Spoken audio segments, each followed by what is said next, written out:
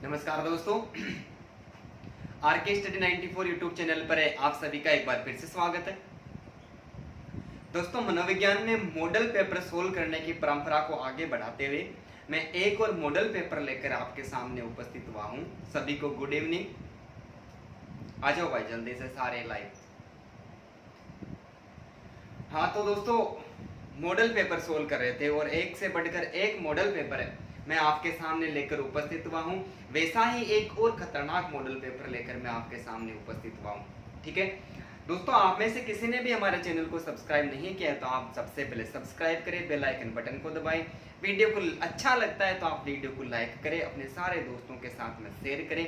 फिर किसी प्रकार की कोई कमी वगैरह वीडियो के अंतर्गत रह जाती है तो दोस्तों आप कमेंट बॉक्स में जरूर कमेंट करें। ठीक है भाई, बिना देरी के आज हम एक और मॉडल पेपर को सोल्व करें, जिनकी शुरुआत कर रहे हैं आज के पहले ही प्रश्न से।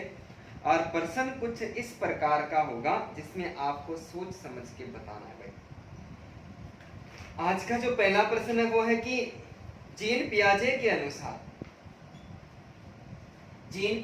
अनुसार व्यावहारिक बुद्धि कौन सी अवस्था की विशेषता है। खतरनाक प्रश्न है कि स्टूडेंट ने मेरे से ये प्रश्न पूछा था और ये प्रश्न सीटेट के एग्जाम्स में आया हुआ प्रश्न था, इसलिए मैंने इस प्रश्न की वरीयता को अधिक अच्छा मानते हुए इस प्रश्न को मैंने तैयार किया है।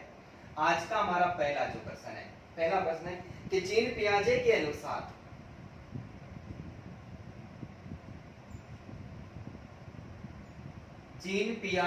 अनुसार व्यावहारिक बुद्धि कौन सी अवस्था की विशेषता है। व्यावहारिक बुद्धि कौन सी अवस्था की विशेषता है भाई, सोच समझ के उत्तर बताना है। व्यावहारिक बुद्धि कौन सी अवस्था की विशेषता है, कौन सी अवस्था की विशेषता है, कौन सी अवस्था की विशेषता है।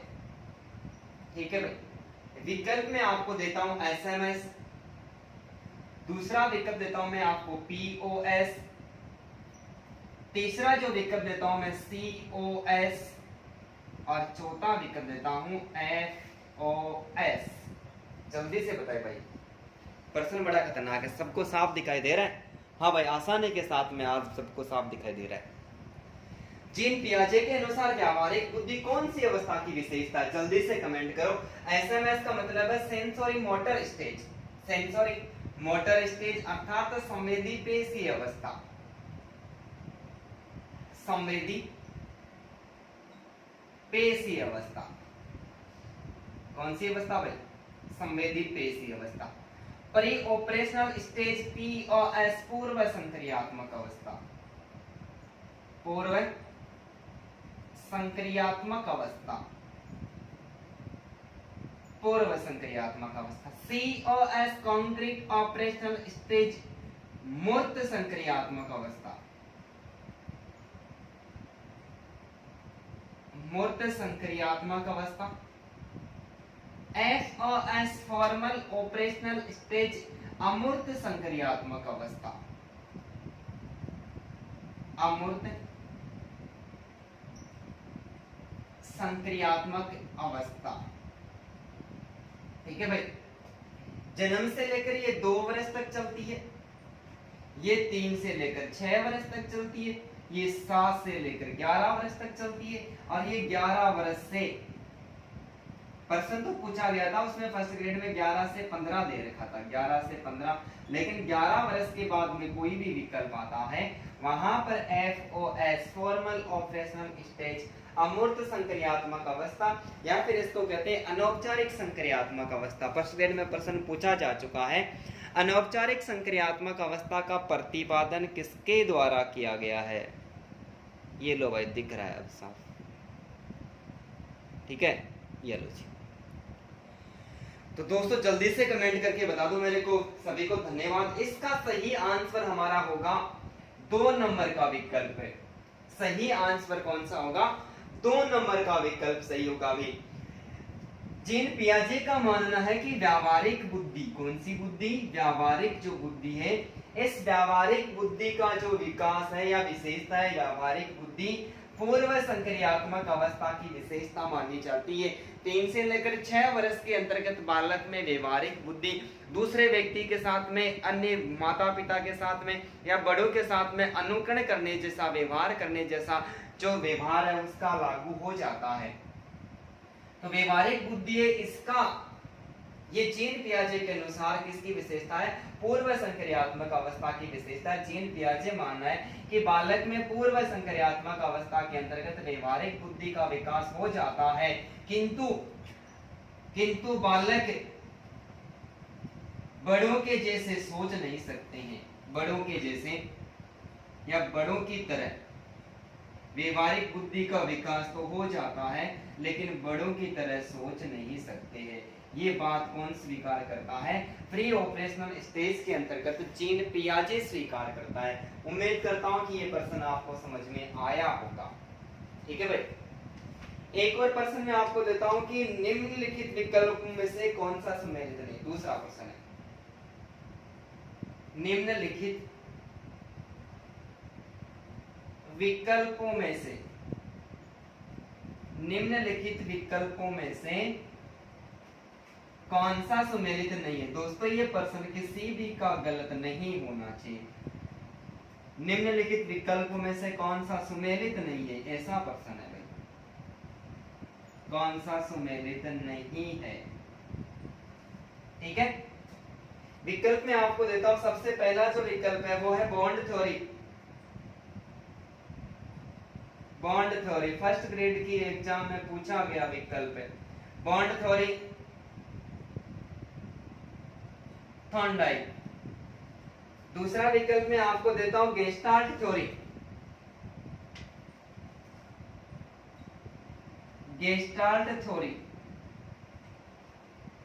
वर्दाइमर या वर्दीमर। वर्दाइमर अंग्रेजी में लिखते हैं तो वर्दाइमर होता है, हिंदी में लिखते हैं तो ये वर्दीमर होता है। तीसरा विकल्प देता हूं शास्त्रीय अनुबंधन।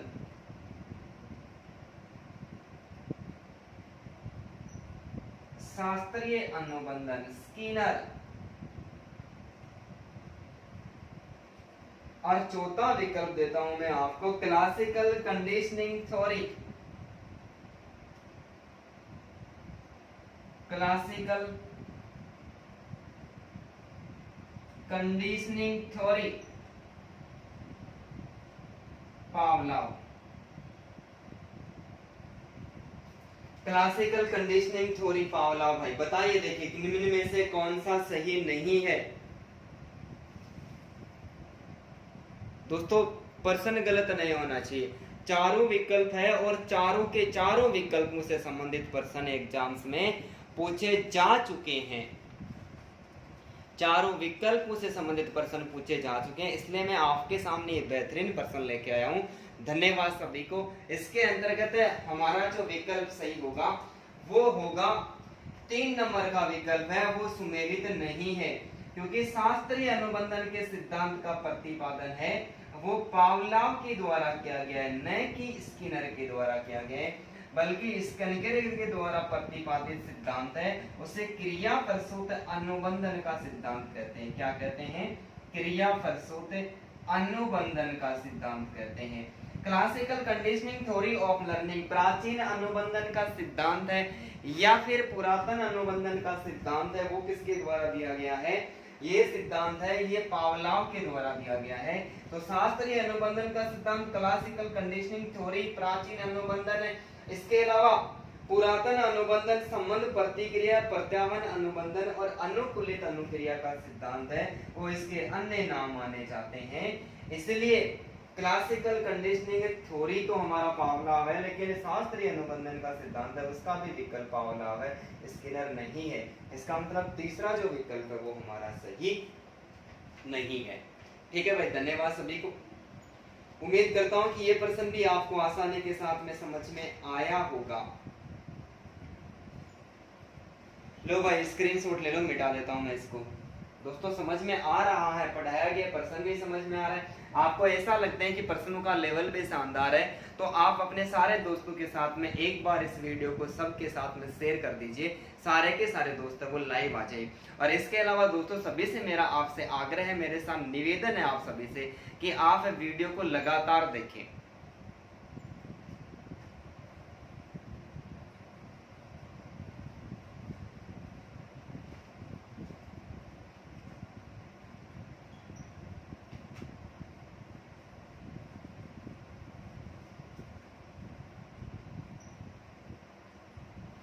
आज का तीसरा प्रश्न है और तीसरा प्रश्न है वो एकदम से ये प्रश्न सबका सही होने वाला प्रश्न है। ठीक है, कि किशोर अवस्था में किस प्रकार के मार्गदर्शन की आवश्यकता नहीं होती है। प्रश्न संख्या 3 हमारा प्रश्न है, किशोरावस्था में किस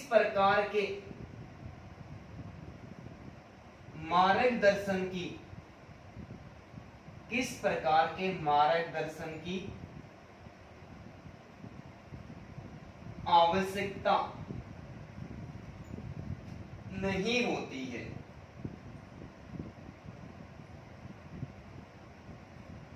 ठीक है भाई, प्रश्न पढ़ लेना और सोच समझ के उत्तर देना।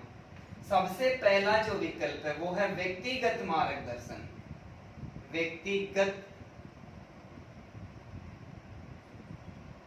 मार्गदर्शन। दूसरा विकल्प है विद्यार्थियों के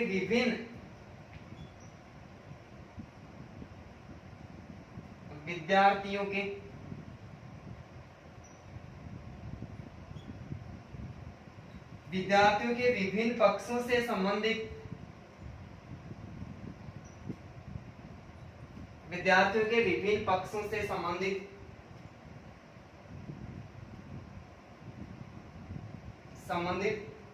पहलों का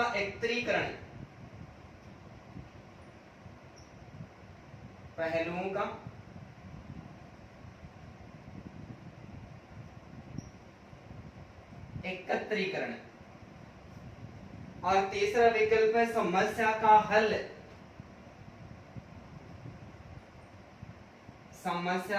हल, और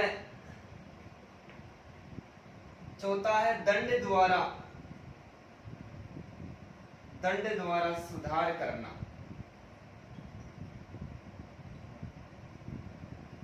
सोचने समझने जैसा प्रश्न है, कोई ज्यादा भेद नहीं है, एग्जाम्स में कम से कम 3-4 बार पूछा गया प्रश्न है कि किशोर अवस्था में किस प्रकार के मार्गदर्शन की आवश्यकता नहीं है। यह प्रश्न किसी का भी गलत नहीं होना चाहिए। दोस्तों जल्दी से कमेंट करके मुझे इसका सही आंसर बता दीजिए। आप सभी धन्यवाद के पात्र है, बहुत अच्छा प्रयास कर रहे हैं सभी स्टूडेंट्स।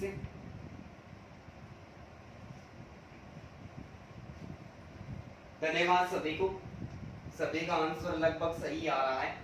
इस प्रश्न का हमारा जो विकल्प होगा वो 4 नंबर का विकल्प है, वो गलत है। किशोरावस्था में दंड देने की कोई आवश्यकता नहीं है।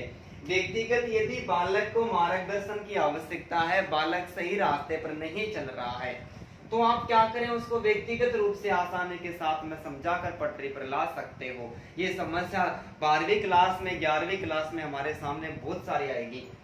विद्यार्थियों के विभिन्न पक्षों के संबंधित पहलुओं का एकत्रीकरण करना, बहुत सारे विद्यार्थियों की एक जैसी समस्या होती है, तो 5-4 विद्यार्थियों को एक जगह करके उसकी समस्या का समाधान कर देना। इसके अलावा समस्या का हल करना, कोई समस्या है तो उस समस्या का भी क्या किया जा सकता, हल किया जा सकता है। लेकिन किशोर अवस्था के अंतर्गत बालक में दंड के द्वारा सुधार नहीं किया जा सकता, क्योंकि किशोर अवस्था में आने पर बालक के संवेगों में प्रबलता रहती है। क्या रहती है? संवेगों में प्रबलता रहती है। जवानी अपने पूरे चरम उत्कर्ष पर रहती है। इसलिए वो किसी की बात को सुनने वाला नहीं है, वो आप दंड दे ही नहीं सकते। आपसे इतने बड़े बड़े स्टूडेंट्स 12वीं क्लास में मिलेंगे, 2 चांटा मार के आपको भाग जाएंगे, वो ऐसा नहीं करना चाहिए। दंड के द्वारा, दंड के द्वारा कभी भी नहीं सुधर सकता। दंड को बालक अपना अपमान समझता है। प्रेम और सहानुभूति की शिक्षा सर्वश्रेष्ठ होती है। सभी का बहुत बहुत धन्यवाद भाई। आज का हमारा चौथा प्रश्न है, और चौथा जो प्रश्न है वो एनसीएफ 2005 से संबंधित है। किससे भाई? एनसीएफ 2005 से संबंधित है कि एनसीएफ 2005 में, एनसीएफ नेशनल करिकुलम फ्रेमवर्क, राष्ट्रीय पाठ्यचर्या स्वरूप, एनसीएफ 2005 में कुल कितने फोकस केंद्र, फोकस समूह पर विचार किया गया था? फोकस समूह पर विचार किया गया था, विचार किया गया था। दोस्तों सोच समझकर उत्तर देना है। विकल्प में आपको दे रहा हूं 5, 17, 21 और 25। जल्दी से कमेंट करके बताएं, प्रश्न गलत नहीं होना चाहिए।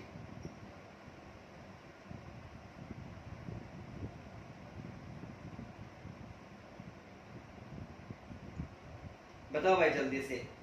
एनसीएफ 2005 में कुल कितने फोकस समूह पर विचार किया गया था?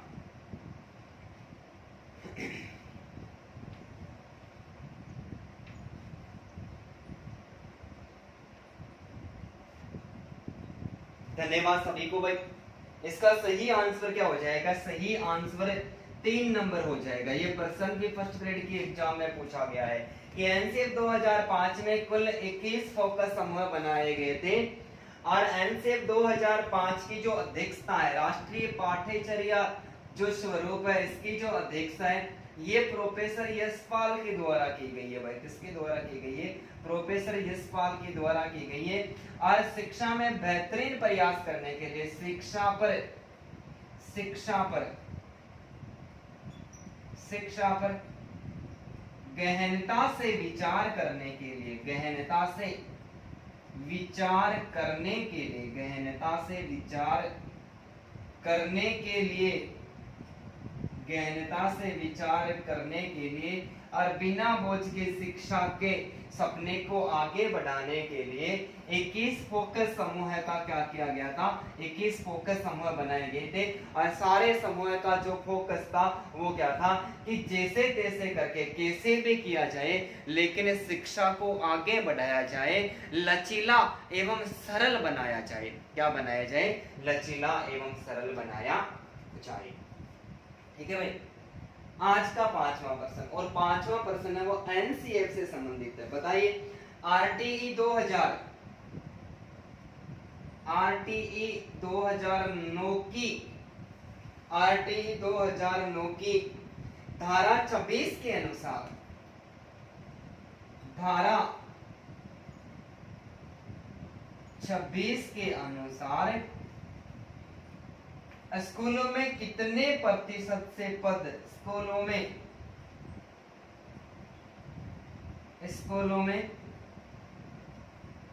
कितने प्रतिशत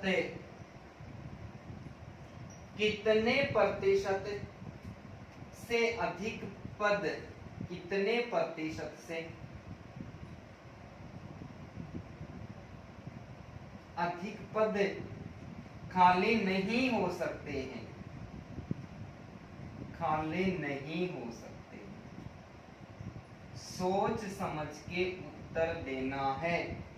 पहला जो विकल्प है वो है 25%, दूसरा विकल्प है 5%, तीसरा विकल्प है 20% और चौथा विकल्प है 10% पद। शिक्षकों की बात हो रही है भाई। सबको दिख रहा है क्या नीचे वाला प्रश्न? आसानी से दिख रहा है भाई।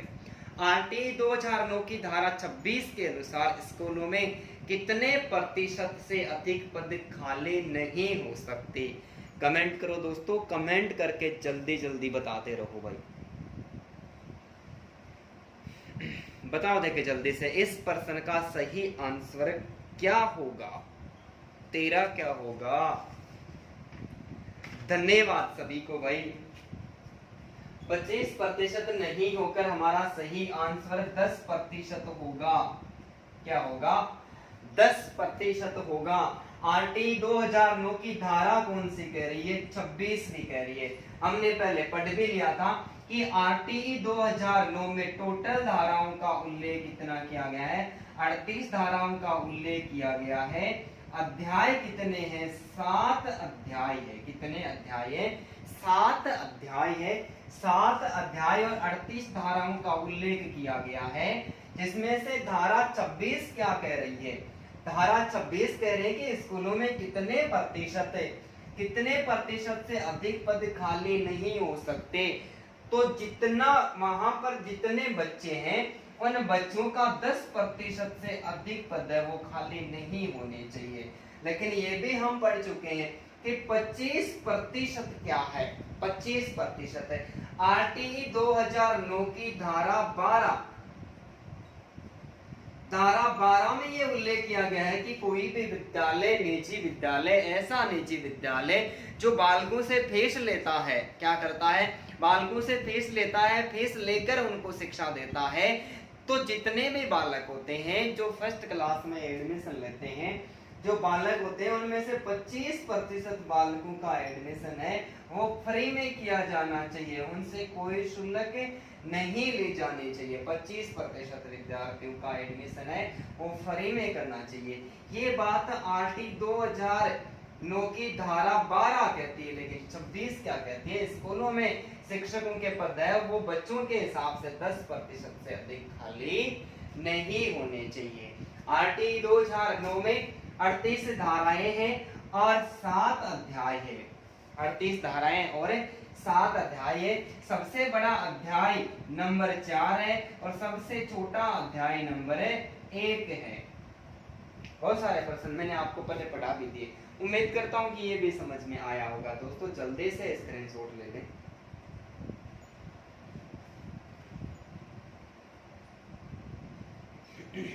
मिटा दो भाई। ठीक है।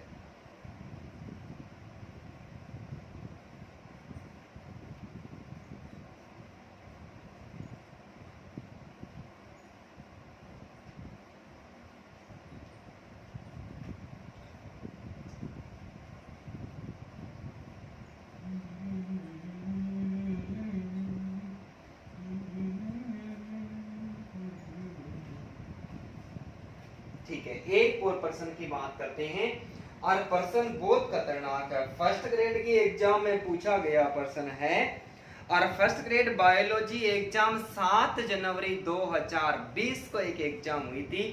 उस एग्जाम में पूछा गया प्रश्न है, बड़ा खतरनाक प्रश्न है भाई, कि जीन पियाजे के अनुसार, जीन पियाजे ने, प्रश्न संख्या कितना हो गया भाई? 5 हो गया, 6 हो गया, 66वां प्रश्न है। जीन पियाजे ने, दोस्तों जीन नाम लिखा हुआ है, जीन नाम नहीं लिखा हुआ है। जीन पियाजे ने नैतिक विकास की, जीन पियाजे ने नैतिक विकास की, नैतिक विकास की किस अवस्था का उल्लेख नहीं किया है? जीन पियाजे ने नैतिक विकास की किस अवस्था का उल्लेख नहीं किया है? दोस्तों सोच समझ के उत्तर देना। उम्मीद करता हूं कि ये प्रश्न आपका पढ़ा होगा। नहीं होगा तो मैं जीन पियाजे का सिद्धांत आप लोगों को पढ़ाऊंगा मैं विकास में। पहला विकल्प है नैतिक यथार्थता, नैतिक यथार्थता। दूसरा जो विकल्प है वो है नैतिक सापेक्षता, नैतिक सापेक्षता। तीसरा विकल्प है नैतिक समानता, नैतिक समानता। और चौथा विकल्प है नैतिक तर्कणा। जल्दी से कमेंट करके बता दो दोस्तों मेरे को। ये बायोलॉजी एग्जाम लगी थी 2020 में फर्स्ट ग्रेड की, उसमें सब्जेक्ट में पूछा गया प्रश्न है कि जीन पियाजे ने नैतिक विकास की किस अवस्था का उल्लेख नहीं किया है। दोस्तों जल्दी से कमेंट करके मुझे जल्दी से बता दो।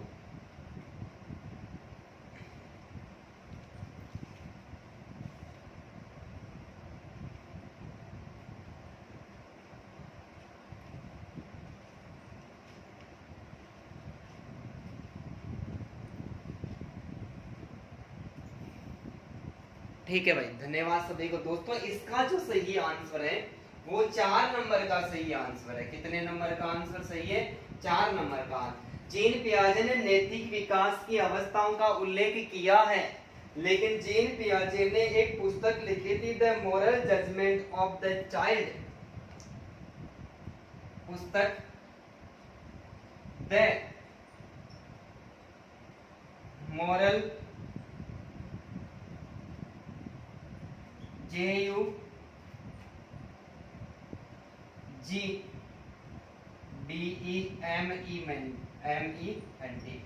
The moral judgement of the child 1932 ईस्वी में। कब? जीन पियाजे ने एक पुस्तक लिखी the moral judgement of the child, जिसका प्रकाशन 1932 ईस्वी में करवाया। और इस पुस्तक के अंतर्गत दोस्तों नैतिक विकास की 3 अवस्थाओं का उल्लेख किया, जिसमें पहली है नैतिक यथार्थता, मोरल रियलाइज्म,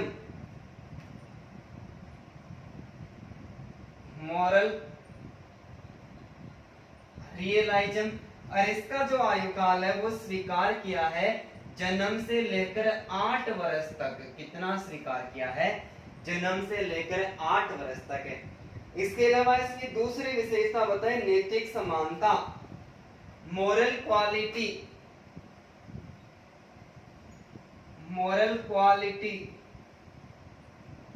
और मोरल क्वालिटी इसकी सेकंड विशेषता है, जिसका आयु काल स्वीकार किया है जीन पियाजे ने 8 से लेकर 12 वर्ष से।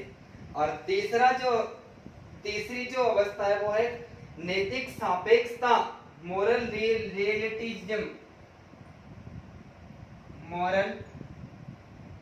रियलिटिज्म, ठीक है भाई। और इसका जो आयु काल स्वीकार किया है वो स्वीकार किए 12 से लेकर 18 वर्ष से।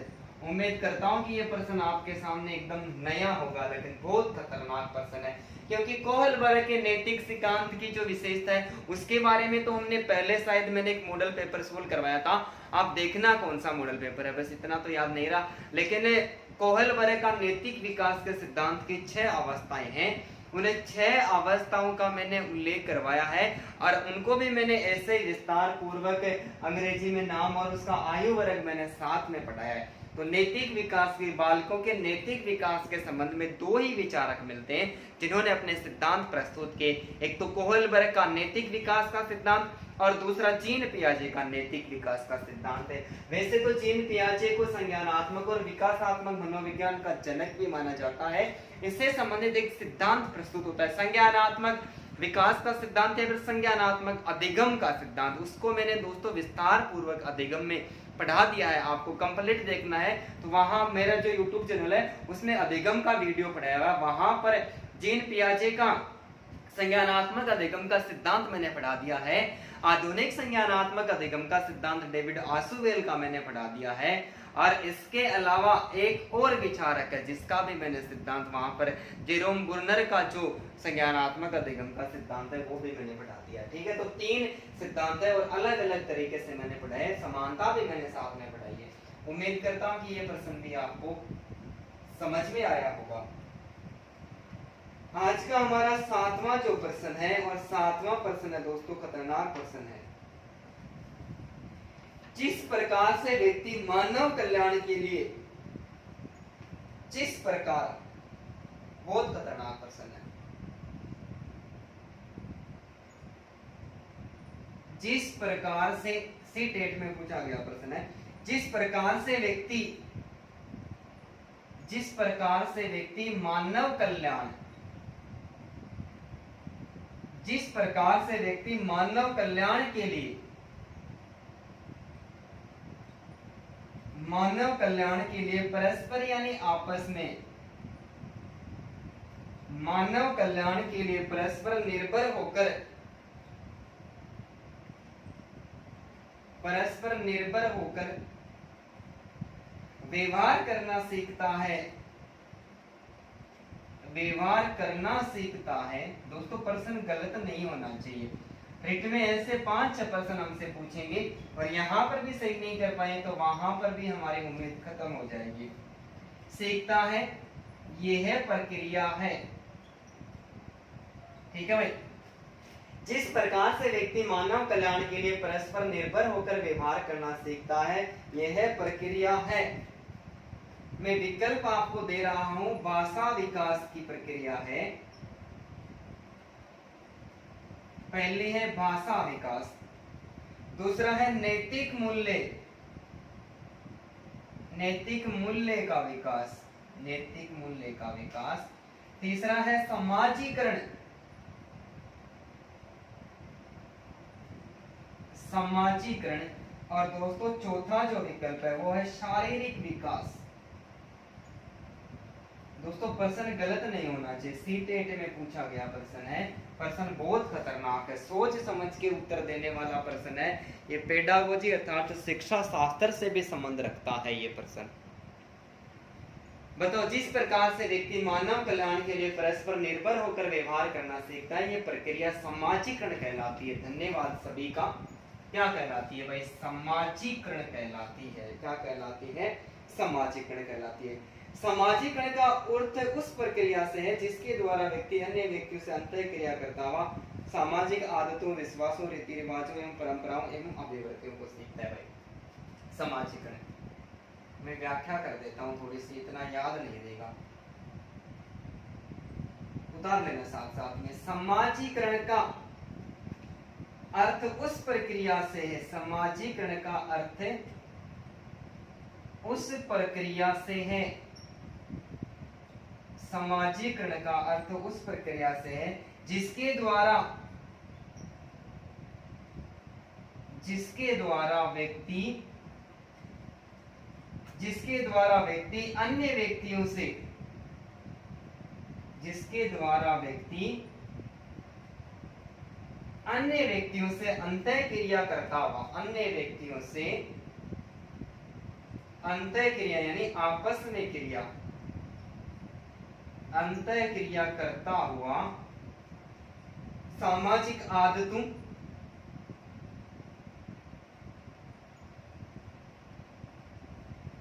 सामाजिक आदतों, विश्वासों, रीति रिवाजों, विश्वासों, रीति रिवाजों, परंपराओं,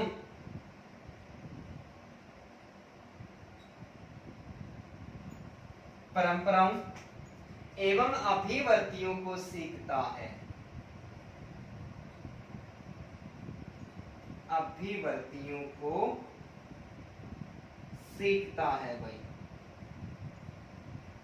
ठीक है। तो समाजीकरण का अर्थ उस प्रक्रिया से होता है जिसमें व्यक्ति क्या करता है, व्यक्ति ऐसे समाज में रहता है, मैं आपको शॉर्ट में समझाता हूँ, व्यक्ति ऐसे समाज में रहता है जहां पर वो अन्य लोगों के साथ में उठता बैठता है, अन्य लोगों के साथ में वो मिलता है, अन्य लोगों के साथ में अपनी बातें शेयर करता है, उन लोगों से अनेक प्रकार की बातें सीखता है, सीख कर क्या करता है, समाज की जो सीमा होती है वहां तक व्यवहार करता है, और समाज के रीति रिवाज होते हैं, परंपराएं होती है, और इसके अलावा जो समाज के विश्वास और परंपरा और आदतें होती है उनको सीख कर वो भी अपने चरित्र का क्या करता है दोस्तों, निर्माण करता है। ऐसी प्रक्रिया क्या कहलाती है? ऐसी प्रक्रिया समाजीकरण कहलाती है दोस्तों। आप एक बार इसका स्क्रीनशॉट ले लें, उम्मीद करता हूँ कि ये भी समझ में आया होगा। मैं पानी पी लेता हूँ तो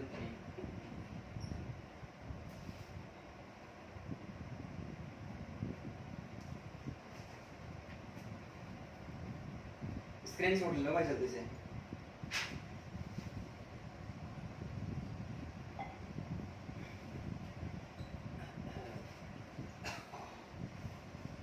दोस्तों कैसे लग रहे हैं प्रश्न आप सभी को कमेंट करके बताइए भाई। बहुत ही मैंने तरीके से उठाए प्रश्न, आगे समझ में सभी को। मिटा दूं भाई? चलो मिटा देता हूँ।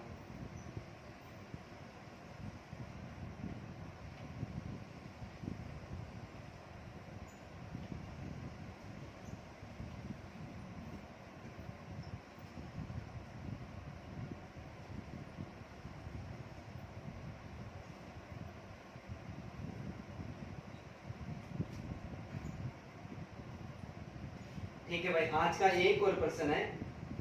प्रश्न ये किसी का भी गलत नहीं होना चाहिए भाई। एक बालक जिसकी प्रश्न को मैंने घुमा दिया है, आज का कौन सा प्रश्न है? जितना नंबर का भी प्रश्न है भाई, पता नहीं, भूल गया हम लोग। जो भी प्रश्न है, ठीक है, मेरे हिसाब से शायद 8वां प्रश्न होना चाहिए। 8वां प्रश्न दोस्तों, आज 15 से ज्यादा होने वाले हैं। जो भी प्रश्न है, एक बालक जिसकी मानसिक आयु 12 वर्ष है दोस्तों, सोच समझ के उत्तर देना है। एक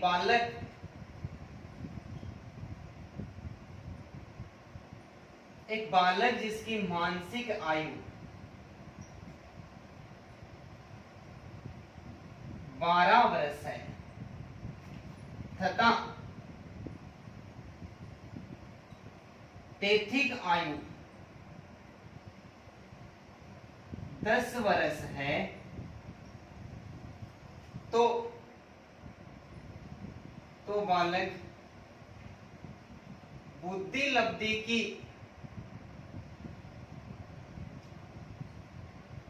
किस श्रेणी में शामिल किया जाएगा? किस श्रेणी में शामिल किया जाएगा दोस्तों? बहुत खतरनाक प्रश्न बनाया है, सोच समझ के उत्तर दे, किसी का भी गलत नहीं होना चाहिए। अतिश्रेष्ठ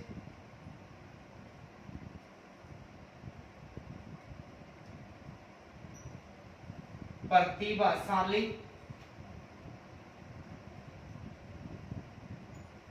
सामान्य बुद्धि, सामान्य श्रेणी, और चौथा है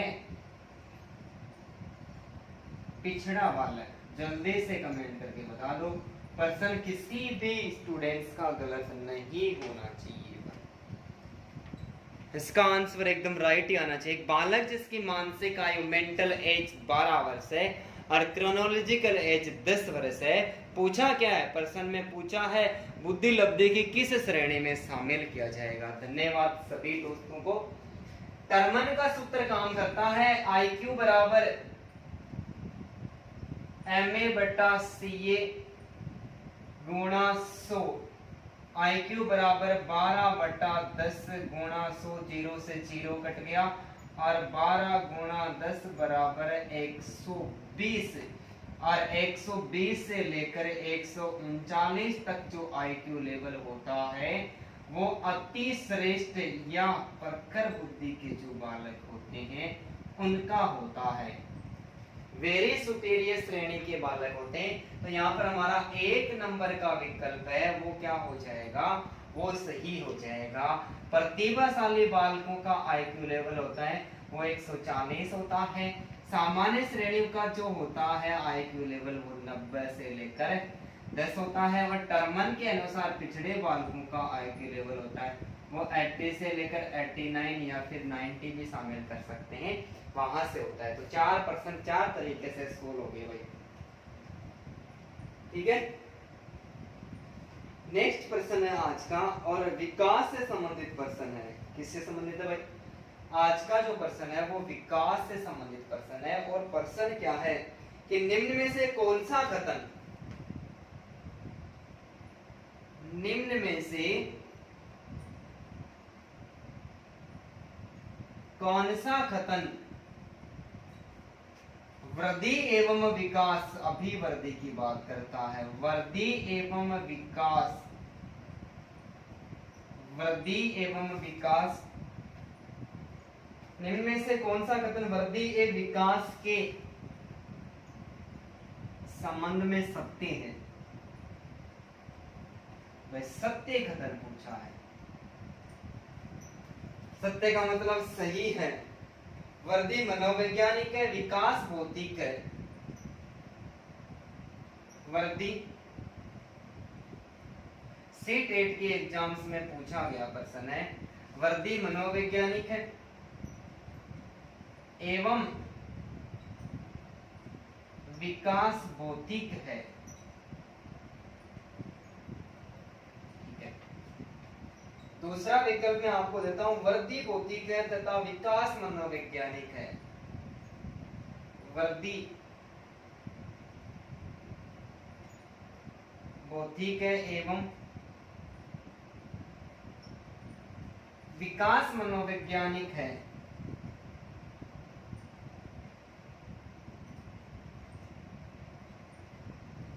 तीसरा जो विकल्प है मैं आपको देता हूं, वर्दी तथा विकास दोनों वैज्ञानिक है। वर्दी तथा विकास दोनों वैज्ञानिक हैं।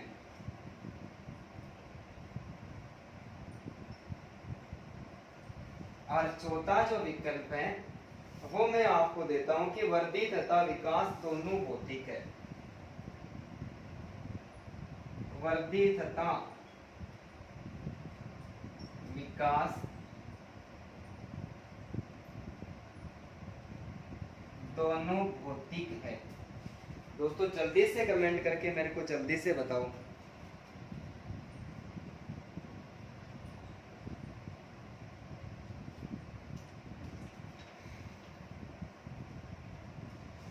प्रश्न आपके सामने, कमेंट करके जल्दी से मुझे बताना है कि निम्न में से कौन सा कथन वर्दी विकास के संबंध में सत्य है।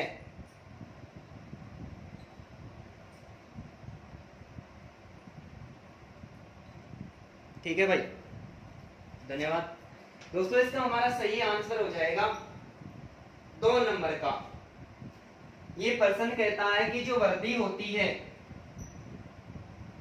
जो वर्दी होती है, वर्दी शारीरिक एवं भौतिक होती है। ये जो हमारा विकल्प है, ये विकल्प कहता है कि जो वर्दी है ये वर्दी शारीरिक एवं भौतिक परिवर्तनों से संबंधित होती है। किससे होती है? व्यक्ति में किसी प्रकार का शारीरिक परिवर्तन आता है, भौतिक परिवर्तन आता है। यहाँ पर विकल्प में लिखा हुआ है वर्दी भौतिक है। पर्सन को बहुत समझ के या सही करने का तरीका था, एकदम से घुमा फिरा कर दिमाग को अपसेंट करने वाला पर्सन था। तो वृद्धि शारीरिक एवं भौतिक परिवर्तनों से संबंधित होती है, जबकि विकास, जबकि ये विकास होता है, ये विकास शारीरिक, सामाजिक, मानसिक, सामाजिक, नैतिक सारे परिवर्तनों से संबंधित होता है। सारे परिवर्तनों से संबंधित होता है, इसलिए विकास मनोवैज्ञानिक है। और वर्दी क्या मानी गई है? ये जो परिवर्तन होते हैं शारीरिक, सामाजिक, मानसिक, संवेगात्मक, ये सारे के सारे जो परिवर्तन है ये मनोवैज्ञानिक परिवर्तन है। कैसे परिवर्तन है दोस्तों? ये सारे परिवर्तन मनोवैज्ञानिक परिवर्तन है। उम्मीद करता हूं कि ये समझ में आया होगा कि वृद्धि का संबंध शारीरिक एवं भौतिक परिवर्तनों से होता है, जबकि विकास का संबंध वो मनोवैज्ञानिक परिवर्तन जैसे शारीरिक, मानसिक, सामाजिक, संवेगात्मक और नैतिक जो परिवर्तन होते हैं उन्हें सबसे संबंधित होता है। तो उम्मीद करता हूं कि ये प्रश्न भी आपको समझ में आया होगा। तो दोस्तों इसका भी जल्दी से स्क्रीनशॉट ले लो भाई।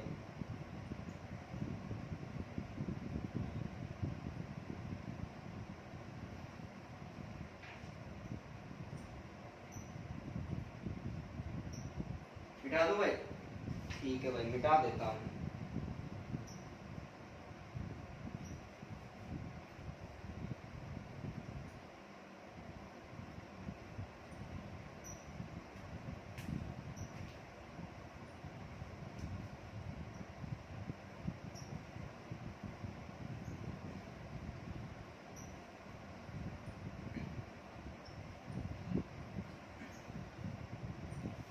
दोस्तों समझ में आ रहा है प्रश्न आसानी के साथ में?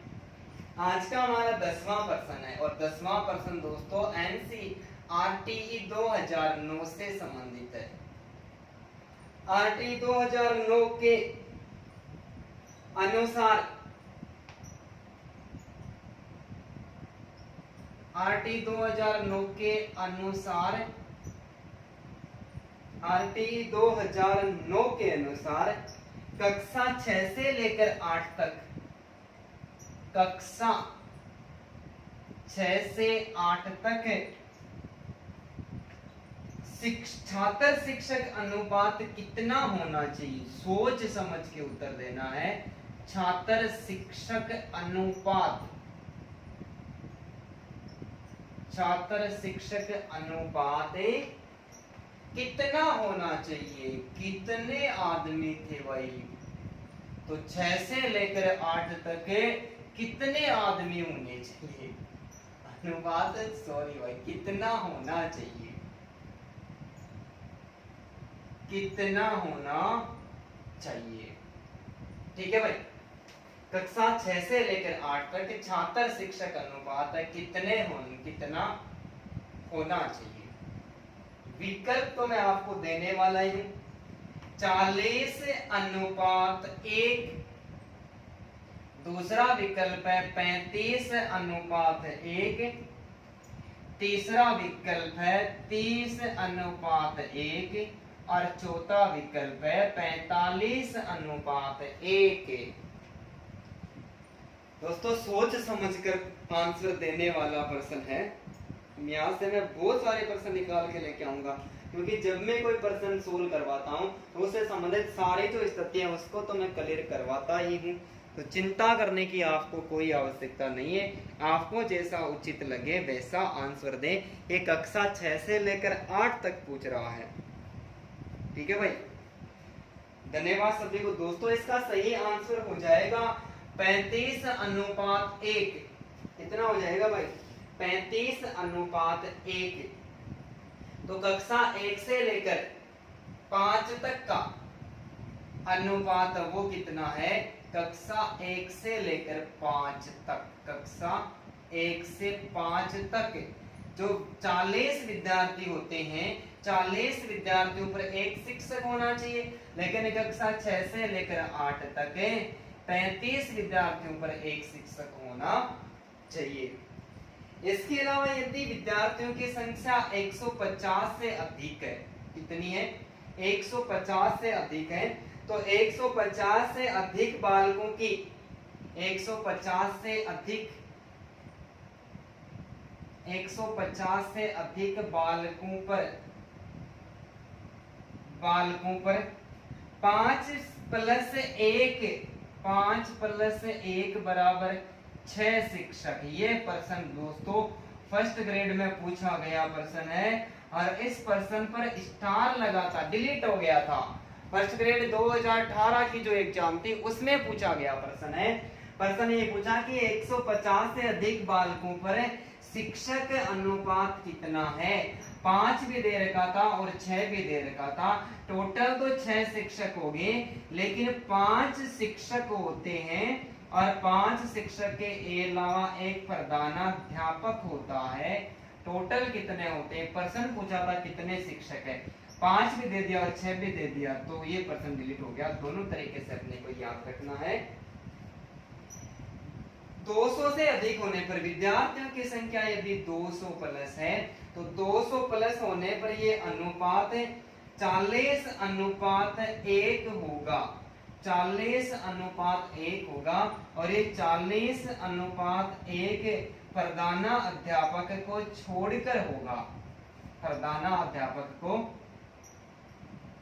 छोड़कर होगा भाई। ठीक है, 4 प्रकार के प्रश्न निकल गए हमारे सामने। कक्षा 1 से लेकर 5 तक छात्र शिक्षक अनुपात होता है 40 विद्यार्थियों पर एक शिक्षक होता है, और कक्षा 6 से लेकर 8 तक 35 विद्यार्थियों पर एक शिक्षक होता है। 150 से अधिक विद्यार्थी होते हैं तो 5 अध्यापक और एक प्रधाना अध्यापक, टोटल 6 शिक्षक होते हैं। और 200 से अधिक विद्यार्थी होते हैं, चाहे वो कितने भी हो, पर 40 स्टूडेंट पर एक अध्यापक होता है, जिसमें प्रधाना अध्यापक को शामिल नहीं किया जाता है। उम्मीद करता हूं कि ये प्रश्न भी आपको समझ में आया होगा। ठीक है भाई,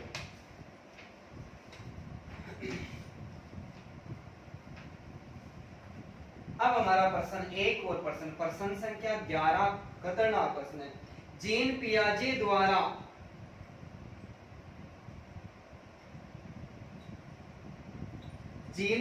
द्वारा संज्ञानात्मक संरचना,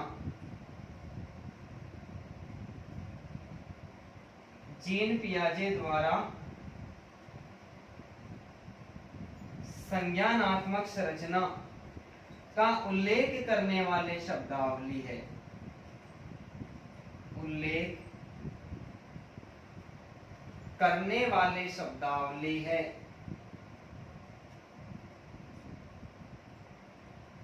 दोस्तों इसमें तो यदि आप तुक्का भी मारोगे तो ये प्रश्न आपका गलत नहीं होने वाला है। सबसे पहला विकल्प है प्रतीकात्मकता,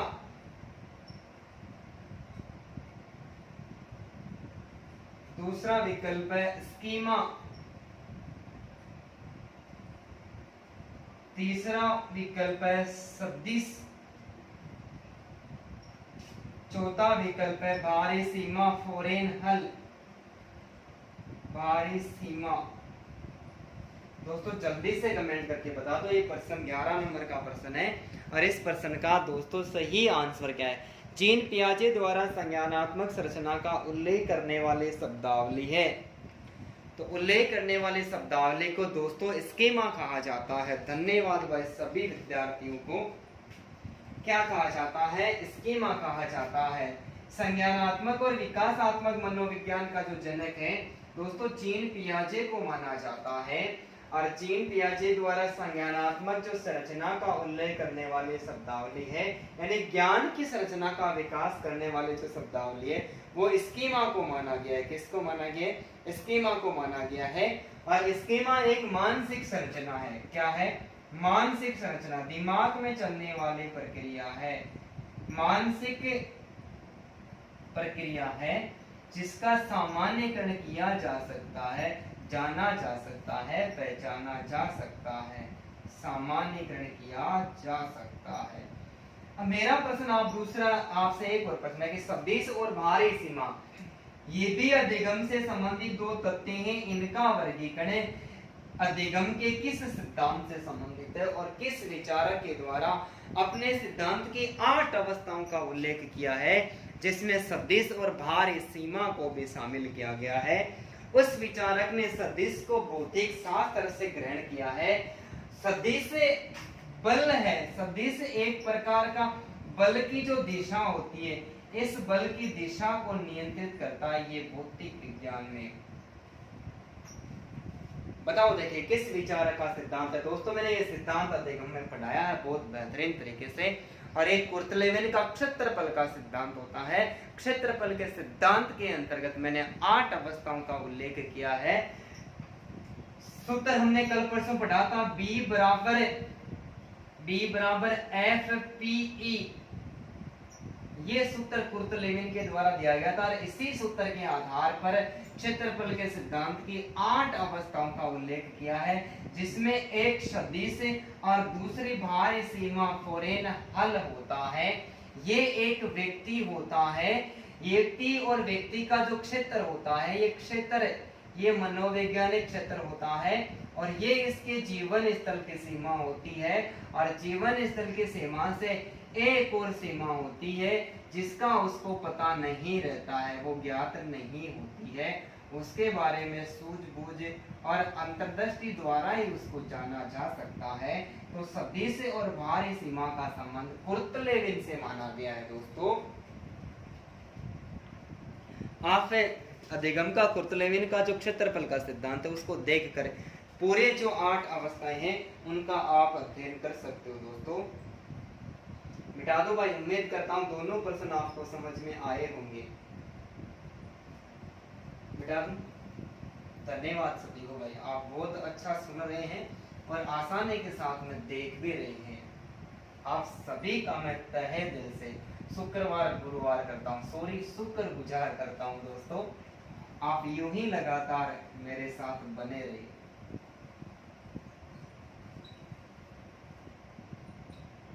ठीक है भाई। प्रश्न संख्या 12वां प्रश्न क्या कहता है? प्रभावी संप्रेषण की विकृति को कैसे कम किया जा सकता है, सोच समझ के उत्तर देना है। प्रभावी संप्रेषण की विकृति, प्रभावी संप्रेषण की विकृति को कैसे कम किया जा सकता है, कैसे कम किया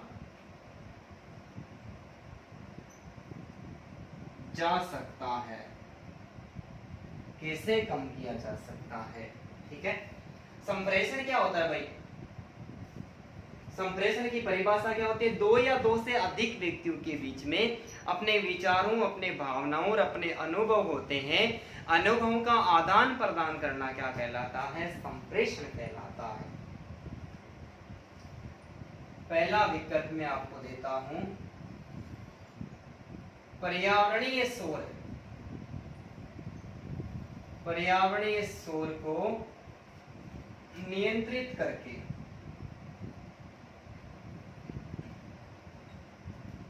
पर्यावरणीय शोर को नियंत्रित करके। ठीक है, दूसरा जो विकल्प मैं आपको देता हूं, अच्छी वेशभूषा पहनकर, अच्छी वेशभूषा पहनकर नियंत्रण किया जा सकता है। तीसरा विकल्प है मीठी मीठी बातें करके, मीठी मीठी बातें, मुख में राम बगल में छुरी, मीठी मीठी बातें करके। और चौथा जो विकल्प है वो चिकित्सा परक हस्तक्षेप करके।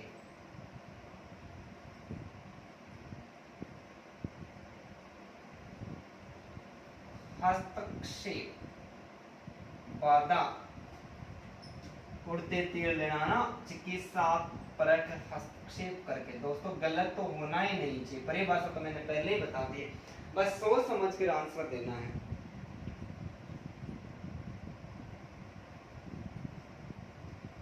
धन्यवाद सभी को भाई। इसका सही आंसर होगा संप्रेषण, यानी वार्तालाप हो रही है तो वहां पर शोर नहीं होना चाहिए। पर्यावरणीय वातावरण में शोर यानी इसको साउंड, साउंड के नाम से, यानी वातावरणीय एनवायरमेंटल साउंड कहते हैं इसको। पर्यावरणीय शोर को नियंत्रण करके प्रभावी संप्रेषण की विकृति को कम किया जा सकता है। ठीक है, संप्रेषण क्या होता है? दो या दो से अधिक व्यक्तियों के बीच में अपनी भावनाओं, विचारों का आदान प्रदान करना क्या कहलाता है? दोस्तों संप्रेषण कहलाता है। ठीक है, आज का 13वां प्रश्न, किस विचारक का मानना था कि, किस विचारक का मानना था कि खेल मनोविज्ञान, खेल मनोविज्ञान, खेल मनोविज्ञान, मनोविज्ञान की कई शाखाओं को, खेल मनोविज्ञान, खेल मनोविज्ञान, मनोविज्ञान की कई शाखाओं को, कई शाखाओं को समाहित किए हुए हैं, समाहित किए हुए हैं, जो खिलाड़ी के प्रदर्शन,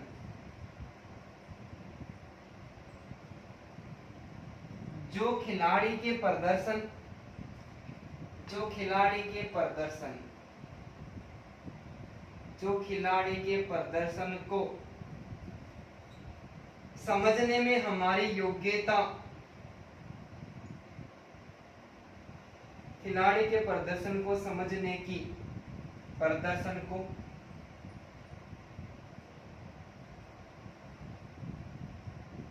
समझने की योग्यता, समझने की योग्यता को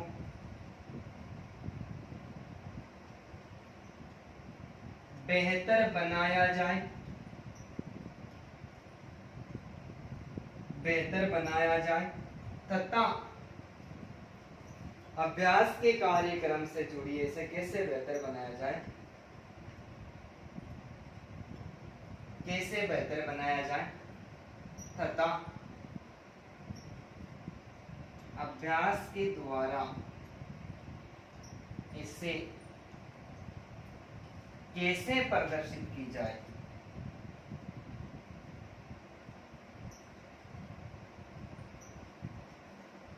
किस विचारक का मानना था कि खेल मनोविज्ञान के कई शाखाओं को समाहित किए जो खिलाड़ी के प्रदर्शन को समझने की योग्यता को बेहतर बनाया जाए तथा अभ्यास के द्वारा इसे कैसे प्रदर्शित किया जाए की प्रक्रिया को प्रदर्शित करती है। तो मैं आपको विकल्प देता हूं दोस्तों, ये किसने स्वीकार किया था? विकल्प में आपको सबसे पहला देता हूं सिंगर, दूसरा विकल्प देता हूं मैं आपको कोलमैन, तीसरा जो विकल्प है वो देता हूं मैं आपको फ्रोबेल तथा चौथा विकल्प देता हूं मैं आपको कोल्डवेल कुक के।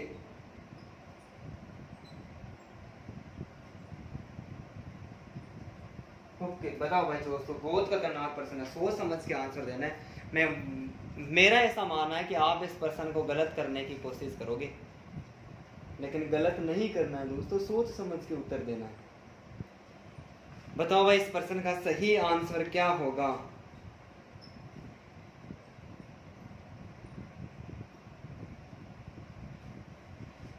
दोस्तों इस प्रश्न का सही आंसर 1 नंबर होगा। ये परिभाषा सिंगर के द्वारा दी गई है। किसके द्वारा दी गई है? सिंगर कहता है कि खेल मनोविज्ञान की कई शाखाओं को समाहित किया हुआ है जिसमें विद्यार्थी या कोई खिलाड़ी कैसे अभ्यास करता है, कैसे अपने प्रदर्शन करता है, कैसे अपनी योग्यता का विकास करता है, उस सबको शामिल किया जाता है। तो ये परिभाषा सिंगर के द्वारा दी गई है, ठीक है। जबकि फ्रोबेल की बात करें तो फ्रोबेल को खेल विधि का जनक माना जाता है। इसका खेल विधि का, ठीक है, खेल विधि फ्रोबेल के अंतर्गत जो सॉरी किंडरगार्टन विधि, खेल विधि और किंडरगार्टन विधि, किंडरगार्टन विधि का अर्थ होता है बच्चों का बगीचा। किंडरगार्टन विधि का जनक माना जाता है और खेल विधि का जो जनक है, खेल विधि का जनक है वो कोल्डवेल कुक को माना जाता है। दोस्तों 3 प्रश्न निकल के हमारे सामने आ गए। खेल विधि की एक विधि है जिसमें किंडरगार्टन विधि का जनक है फ्रोबेल को माना जाता है और खेल विधि का जनक है वो कोल्डवेल कुक को माना जाता है। और ये परिभाषा किसके द्वारा दी गई है? यह है परिभाषा सिंगर के द्वारा दी गई है। उम्मीद करता हूं कि दोनों प्रश्न समझ में आए होंगे। दोस्तों दोनों प्रश्नों का स्क्रीनशॉट ले लो आप, ठीक है भाई, मिटा दूं? धन्यवाद।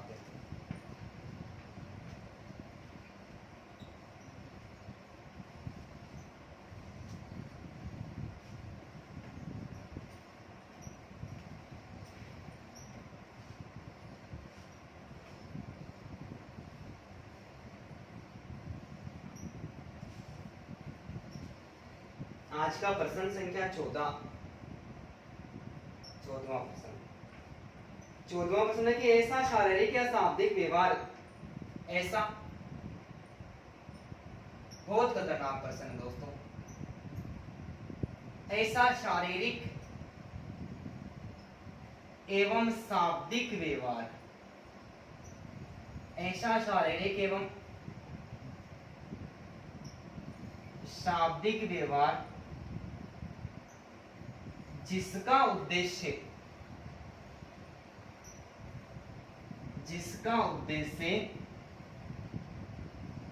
दूसरे लोगों को,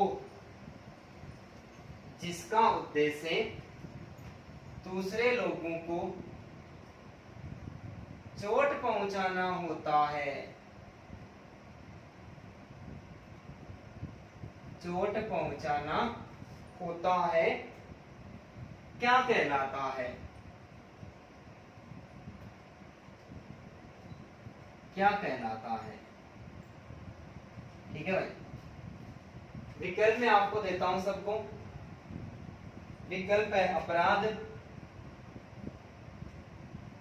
सोच समझ के आंसर देता हूं। दूसरा विकल्प देता हूं आपको घृणा। तीसरा जो विकल्प है वो आपको देता हूं मैं आक्रामकता। और चौथा जो विकल्प है वो है झगड़ा। दोस्तों सोच समझ के उत्तर दें। मैं पानी भी लेता हूँ, गर्मी बहुत ज्यादा है इसलिए जी घबराने सा लग गया।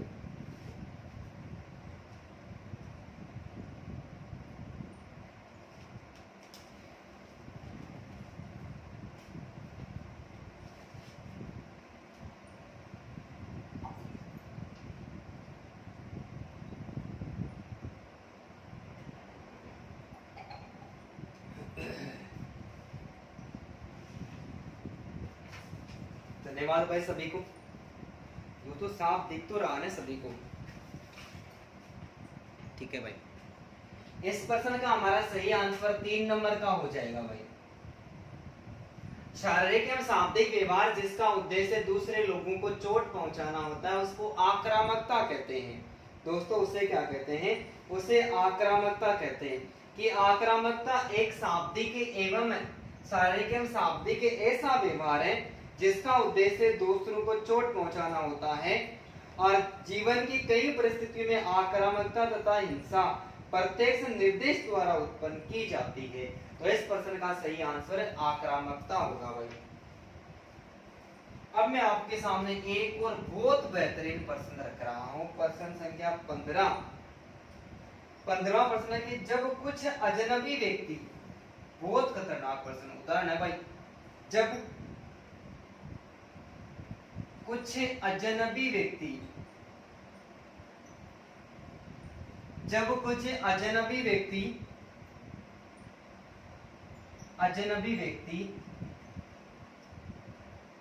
किसी चौराहे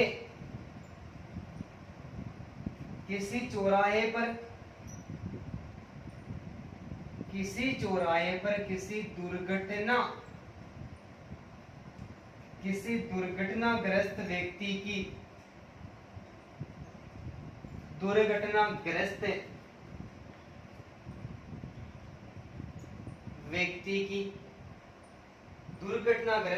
की मदद करने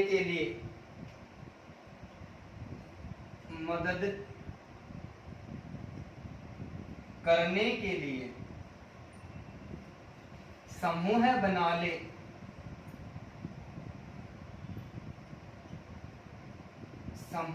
ले तो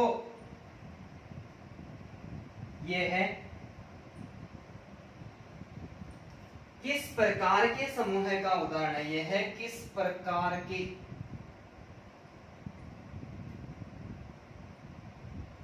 समूह का उदाहरण है? विकल्प मैं आपको दे रहा हूं। पहला जो विकल्प है वो है प्राथमिक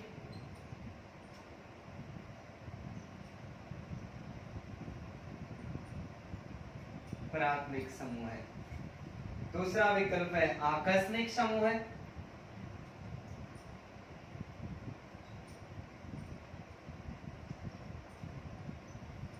तीसरा विकल्प है परियोजनात्मक समूह है।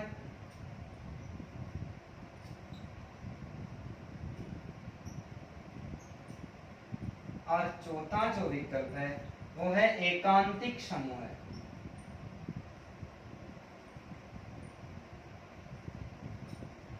दोस्तों प्रश्न का आंसर सोच समझ के देना है, गलत नहीं देना है, सही सही देना है।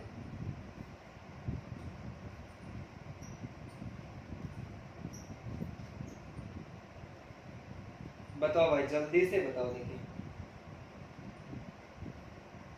इसका सही आंसर क्या होगा दोस्तों?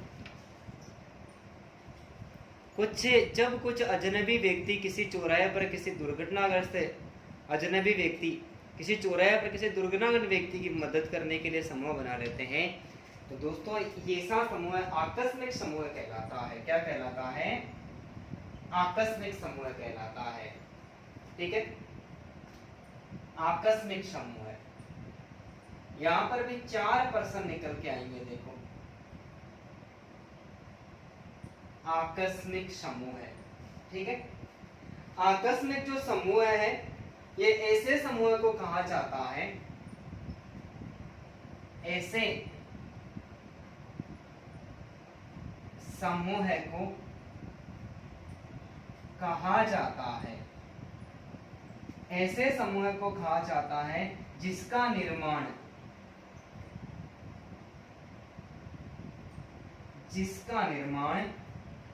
किसी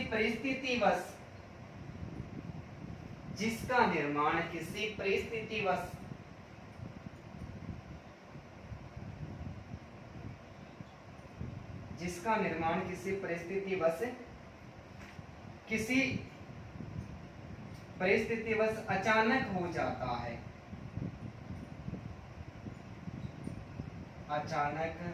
जाता है, और इनका निर्माण किसी पूर्व निर्धारित उद्देश्य या प्रयोजन के तहत नहीं होता। इसका निर्माण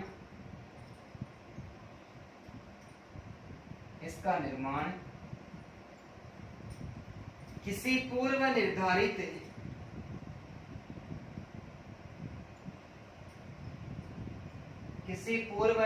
उद्देश्य या प्रयोजन के तहत नहीं होता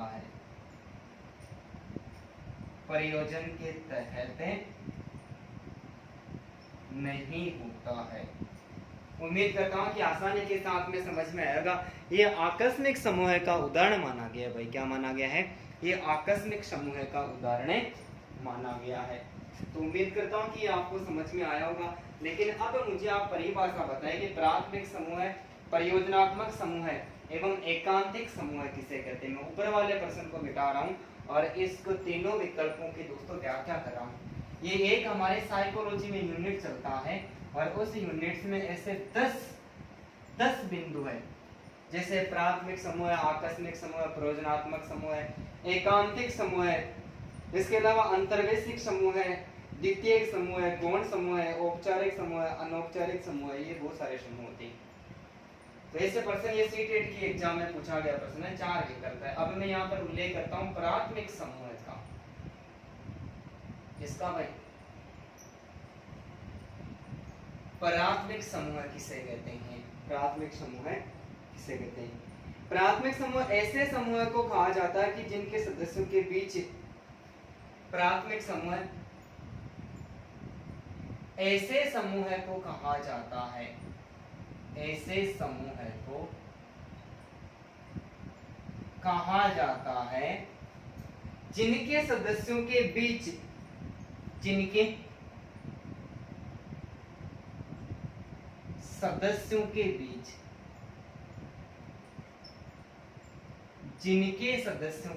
यानी एक का प्राथमिक समूह के सदस्यों के बीच घनिष्ठ एवं प्रत्यक्ष समूह होते हैं। घनिष्ठ एवं प्रत्यक्ष समूह होते हैं। घनिष्ठ एवं प्रत्यक्ष संबंध होते हैं भाई। घनिष्ठ एवं प्रत्यक्ष संबंध होते हैं। यानी प्राथमिक समूह ये छोटा समूह होता है, ये लोगों का कैसा समूह होता है भाई? प्राथमिक जो समूह होता है ये लोगों का छोटा समूह होता है। कैसा समूह होता है? ये लोगों का छोटा समूह होता है और ऐसे समूह को कहा जाता है जिनके सदस्यों के बीच में आपस में घनिष्ठ संबंध होते हैं और प्रत्यक्ष संबंध होते हैं। एग्जाम्पल की बात करें तो प्राथमिक जो समूह के लोग होते हैं उनमें प्रेम और सहानुभूति की भावना, प्रेम व सहानुभूति की भावना गहरी होती है। प्रेम और सहानुभूति की भावना गहरी होती है, ऐसा समूह प्राथमिक समूह कहलाता है। इसके बाद में जो समूह वो परियोजनात्मक समूह है। परियोजनात्मक समूह दोस्तों, परियोजनात्मक समूह किसे कहते हैं? परियोजनात्मक समूह ऐसे समूह को कहा जाता है जिसका निर्माण पूर्व निश्चित उद्देश्यों के अनुसार होता है। परियोजनात्मक समूह ऐसे समूह को कहा जाता है कहा जाता है जिसका निर्माण पूर्व निर्धारित उद्देश्यों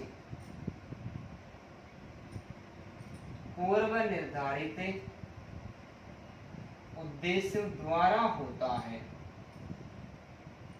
पूर्व निर्धारित उद्देश्यों द्वारा होता है कि परियोजनात्मक समूह ऐसे समूह को कहा जाता है जिसका निर्माण पूर्व निर्धारित उद्देश्यों के द्वारा होता है। और विद्यालय एक परियोजनात्मक समूह का उदाहरण है। एग्जाम्पल,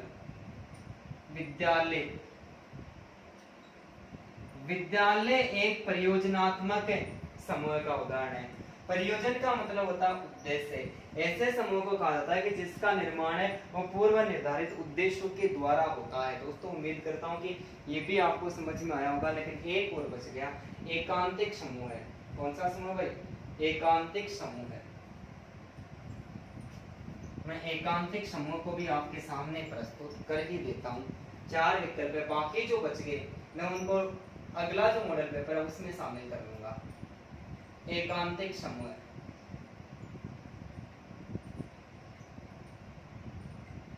एकांतिक समूह। एकांतिक समूह किसे कहते हैं भाई?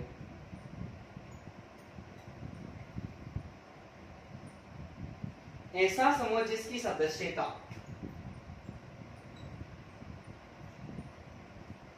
ऐसा समूह है जिसकी सदस्यता ऐसा समूह जिसकी सदस्यता किसी विशेष श्रेणी के किसी विशेष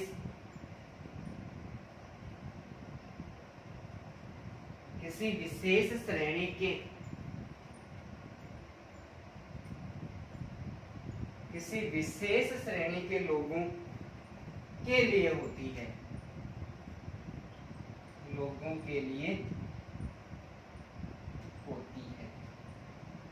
ठीक है। ऐसा समूह जिसकी सदस्यता किसी विशेष श्रेणी के लिए लोगों के लिए होती है, ऐसा समूह एकांतिक समूह कहलाता है। जैसे डॉक्टरों का समूह है, इंजीनियरों का समूह है, विश्वविद्यालय के शिक्षकों का समूह। जैसे डॉक्टरों का समूह है, इंजीनियरों का समूह है, और विश्वविद्यालय के शिक्षकों का समूह है। दोस्तों 4 प्रश्न निकल के आगे से टेट में पूछा गया प्रश्न है, बड़ा ही खतरनाक प्रश्न है। उम्मीद करता हूं कि ये प्रश्न भी आपको आसानी के साथ में समझ में आया होगा। और आज का एक और प्रश्न सोल्व करेंगे भाई, ठीक है। एक और प्रश्न का सोल्व करेंगे हम। आप जब तक इसका स्क्रीनशॉट ले लो, मैं नीचे वाला मिटा देता हूँ, शायद ये काफी देर होगी, आपको याद भी हो गया होगा ये तो भी। प्रश्न संख्या 16 आज का लास्ट प्रश्न है। और प्रश्न ये कि सीखना आवश्यकता की पूर्ति की प्रक्रिया के द्वारा होता है। सीखना आवश्यकता की पूर्ति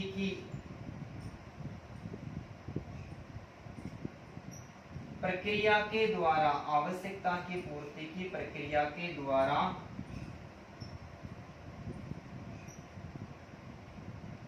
होता है। सीखना आवश्यकता की पूर्ति की प्रक्रिया के द्वारा होता है। हल का यह कथन संबंधित है। हल का क्लार्क हल की बात हो रही है, हल बाजरा बेचने वाला नहीं। हल का यह कथन संबंधित है भाई, हल का यह कथन संबंधित है। विकल्प में आपको देता हूं, सीखने के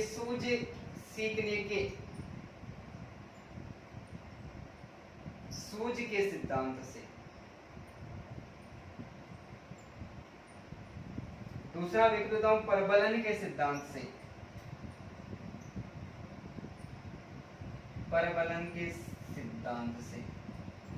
तीसरा विकल्प देता हूं, संबंध प्रतिक्रिया सिद्धांत।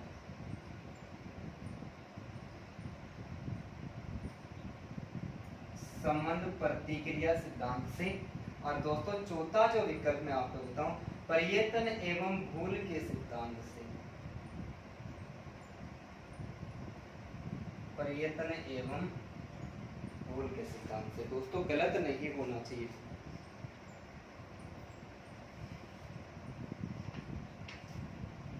जल्दी से कमेंट करके बता दो, सबका ये प्रश्न सही होना चाहिए, गलत तो होना ही नहीं चाहिए।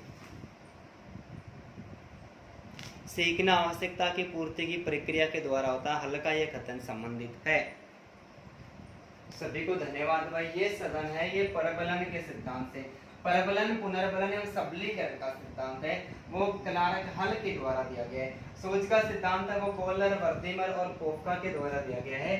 और संबंध प्रतिक्रिया का सिद्धांत है, ये आईपी पावलोव के द्वारा दिया गया है। आईपी पावलोव के द्वारा दिया गया। और पर्यटन और भूल का सिद्धांत है, वो थॉर्नडाइक के द्वारा दिया गया है। ठीक है।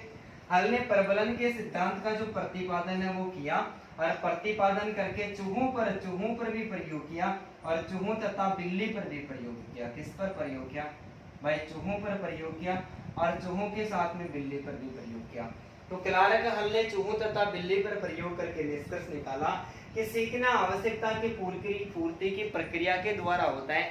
जब व्यक्ति की आवश्यकता नहीं होती है तब वो नहीं सीखता है। क्या आप में से कोई सेकंड ग्रेड फर्स्ट ग्रेड की तैयारी करने में लगा हुआ है क्या? कोई नहीं लगा हुआ। क्यों? क्योंकि आवश्यकता क्या है? रिट है, और सामने क्या? रिट की एग्जाम है। हमें किसकी आवश्यकता? रिट को पास करने की आवश्यकता है। तो सीखना आवश्यकता की पूर्ति की प्रक्रिया के द्वारा होता है। जब व्यक्ति को आवश्यकता नहीं होती है तब वो कभी भी नहीं सीखता है। क्या पटवारी की तैयारी करने वाला स्टूडेंट रिट की क्लास देख रहे हैं? नहीं देख रहे ना। चूहों पर प्रयोग किया। चूहों पर प्रयोग करके क्या किया कि क्लार्क हल ने एक पिंजरे में चूहे को बंद कर दिया। इस चूहे को क्या कर दिया भाई? पिंजरे में बंद कर दिया। बंद करने के बाद में एक तरफ भोजन रख दिया और दूसरी तरफ चूहिया रख दी। एक तरफ भोजन रख दिया, एक तरफ चूहिया रख दिया। दोस्तों ये सिद्धांत मैंने विस्तारित रूप से पढ़ा भी दिया, आप देख सकते हो। एक तरफ भोजन रख दिया, दूसरी तरफ चूहिया रख दी। पिंजरे में बंद करने के बाद में इस चूहे को भूखा रखा गया, और भूखा रखने के बाद में जब चूहे को बाहर निकाला, बाहर निकालते ही ये भोजन की तलाश में आया, इस चूहिया के पास में नहीं गया। फिर क्या किया? फिर बंद कर दिया, फिर वही स्थिति हुई, भूखा रखा गया, चूहे बाहर निकाला, भोजन के पास में आया, चूहिया के पास में नहीं गया। क्योंकि इसकी आवश्यकता क्या थी? चूहिया इसकी आवश्यकता नहीं थी, इसकी आवश्यकता भोजन थी। ये अपनी शारीरिक और मानसिक आवश्यकता को पूरा करने के लिए भोजन के पास में भाग भाग कर आ रहा था। ठीक है।